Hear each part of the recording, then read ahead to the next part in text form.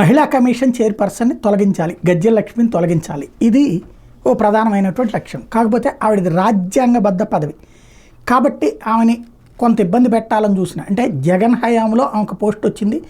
ఎవరైతే వాసిరెడ్డి పద్మ ఆవిడ తన పదవికి రాజీనామా చేసి జగన్ వెంట ఈ ప్రచారంలో పాల్గొన్నటువంటి సందర్భంలో ఆ పోస్టుని గజ్జెల లక్ష్మికి కేటాయించారు.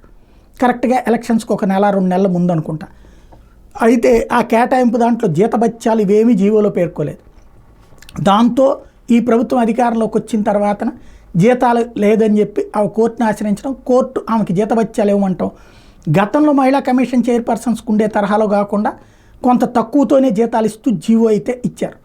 అయితే ఇప్పుడు తెలుగుదేశం సోషల్ మీడియా వింగ్ ఆమె గతంలో వైఎస్ఆర్ కాంగ్రెస్ పార్టీ నాయకురాలుగా చంద్రబాబుని ఎట్లా తిట్టారు, పవన్ కళ్యాణ్ని ఎట్లా తిట్టారు, జగన్ ఎలా నెత్తినేసుకున్నారు అన్నటువంటి ఆ థంబ్నెయిల్స్ పెట్టి ఇదిగో ఇట్లాంటి ఆవిడ మన మహిళా కమిషన్ చైర్పర్సన్ అన్నది హైలైట్ చేస్తున్నారు. దానికి కారణం ఏంటంటే గొడ్లవల్లేరు వెళ్ళి మొన్న ఆవిడ దాన్ని విచారణకి నోటీస్ ఇచ్చినటువంటి నేపథ్యంలో ప్రారంభమైనటువంటి అంశం.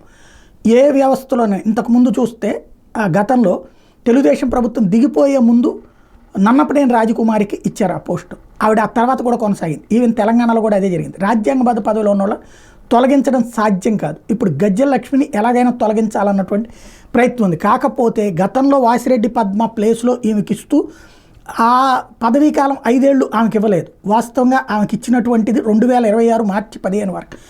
ఆ లోపు తొలగించాలన్నటువంటి ప్రయత్నమేమో ఈ ఆవిడంతటా ఆవిడే రాజీనామా చేయాలన్నటువంటిది వీళ్ళ ట్రోల్ ఉద్దేశం. అదే సందర్భంలో చెయ్యను అనేటటువంటిది ఆవిడ ఉద్దేశం. మరి ఎంతవరకు నడుస్తుంది అన్నటువంటిది చూడాల్సి ఉంది.